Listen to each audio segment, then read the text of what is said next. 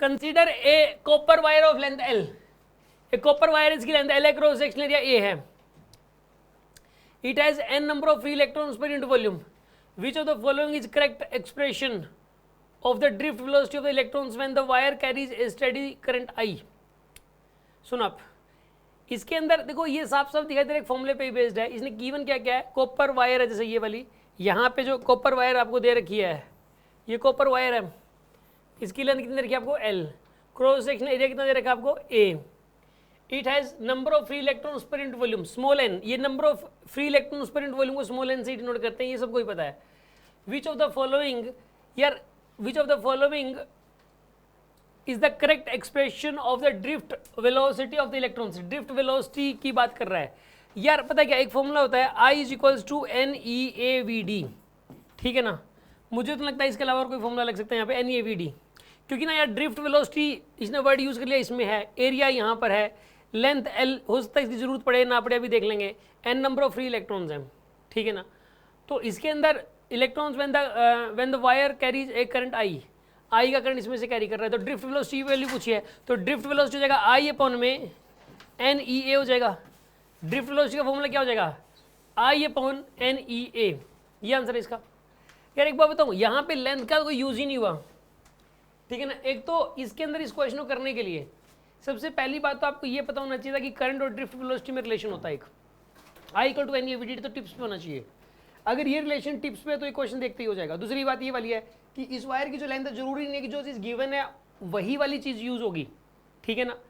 अब देखो इस फॉर्मूले को ना माइंड में मैं सेट करवा देता हूँ आपको, कि याद रखिए आप कि जैसे कि कंडक्टर है यहाँ पर, ये ठीक है ना, यहाँ पे कंडक्टर है ऐसे, इसके अक्रॉस एक बैटरी जोड़ दी, इस कंडक्टर, ये एक मतलब एक सिलेंडर मान लो, मेटालिक सिलेंडर मान लो, एक metallic cylinder is given like this, ठीक है ना, और यहाँ पर एक वायर जोड़ दिया आपने ऐसे, यहाँ पे वायर के साथ एक बैटरी जोड़ दी, ठीक है ना।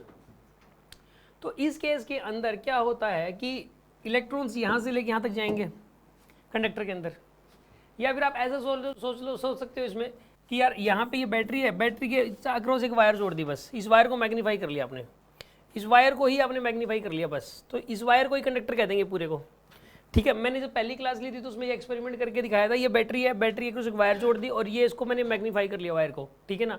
अब इसके अंदर जो इलेक्ट्रॉन्स हैं वो कहाँ से कहाँ तक जाएंगे बताइए, इलेक्ट्रॉन्स जाएंगे ना from lower to higher, electron जो फ्लो करेंगे इसके अंदर वो यहाँ से लेके यहाँ तक ऐसे जाएंगे इसमें, और ये ना किस, ये number of free electrons per unit volume क्या होता है ये डिपेंड करता है ये किस मटेरियल का बना हुआ है। ये कॉपर का बना हुआ है तो स्मॉल एन की वैल्यू अलग होगी, सिल्वर का बना हुआ है तो स्मॉल एन की वैल्यू अलग होगी। Small n depends on the number of free electrons per unit volume, sorry depends on the material, material पर डिपेंड करता है। A is a cross section, no doubt conductor के लिए ज़्यादा होती है, इंसुलेटर के लिए तो बहुत बहुत बहुत ही ज़्यादा कम होगी इंसुलेटर के लिए तो, और एक सेमीकंडक्टर आता है उसके लिए मीडियम होगी, ठीक है ना। मतलब सेमीकंडक्टर एक बीच का होता है इन दोनों के, वो चैप्टर सबसे लास्ट में है। देखो एन क्या चीज़ है, n number of free electrons per unit volume. ये फ्री इलेक्ट्रॉन्स क्या होते हैं, फ्री इलेक्ट्रॉन्स ऐसे वो इलेक्ट्रॉन होते हैं जो अपने एटम को छोड़ के बाहर आ चुके हैं और इधर उधर घूम रहे हैं, और उन्हीं की वजह से ही कंडक्शन हो रहा होता है, कंडक्टिविटी उन्हीं की वजह से हो रही होती है। पूरा एटम को भी मूव नहीं करेगा, मूव इलेक्ट्रॉन्स करते हैं एक जगह से दूसरी जगह तक, यहाँ से लेके यहाँ तक तो इलेक्ट्रॉन ही जाएंगे। तो इलेक्ट्रॉन कौन से वाले जाएंगे, जो एटम के अंदर हैं, जो न्यूक्लियस के चारों तरफ चक्कर काट रहे हैं, वो तो कभी बाहर आ ही नहीं सकते, वो तो बाउंडेड एटम के साथ। कुछ जो बिल्कुल आउटर मोस्ट शेल में थे वो बाहर निकल जाते हैं, तो वो जो बाहर निकल जाते हैं वो इधर उधर घूमते हैं, उनको बोलता है फ्री इलेक्ट्रॉन, हम उनको फ्री इलेक्ट्रॉन बोलते हैं। और वो जिसमें ज़्यादा होंगे फ्री इलेक्ट्रॉन, आप ये समझ लो कंडक्टिविटी उसी मटेरियल में ज़्यादा होगी, उसी मटेरियल में ज़्यादा कंडक्टिविटी होगी, इसमें फ्री इलेक्ट्रॉन ज़्यादा होंगे। तो फ्री इलेक्ट्रॉन ज़्यादा किसके अंदर होते हैं, सबसे ज़्यादा होते हैं सिल्वर में पर यूनिट वॉल्यूम, उसके बाद होते हैं कॉपर में।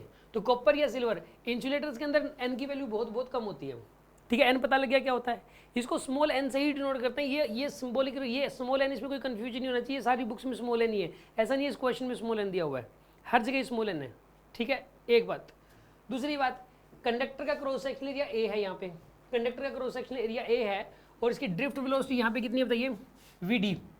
ड्रिफ्ट वेलोसिटी आपको पता है ना, the average velocity with which the electrons flows from higher potential to lower potential, ठीक है ना। जो ड्रिफ्ट वेलोसिटी वो 10⁻⁴ मीटर पर सेकंड के ऑर्डर की होती है, बहुत कम हो जाती है, ठीक है ना। अब इसके अंदर इलेक्ट्रॉन जो है ना वो यहाँ से लेके यहाँ तक जाएंगे, ठीक है। अच्छा, ये ड्रिफ्ट वेलोसिटी के बारे में आपको पता लग गया क्या होती है। एरिया वायर का क्रॉस सेक्शन हो गया, ई चार्ज ऑफ इलेक्ट्रॉन हो गया, और n number of free electrons, I current हो गया। इनमें एक रिलेशन है ये वाला, जिसका जो डेरिवेशन है इसका वो सब्जेक्टिव में करवाया गया है, और उसका कोई ऐसा नहीं है उस डेरिवेशन से कोई फिजिकल परसेप्शन मिल रहा है।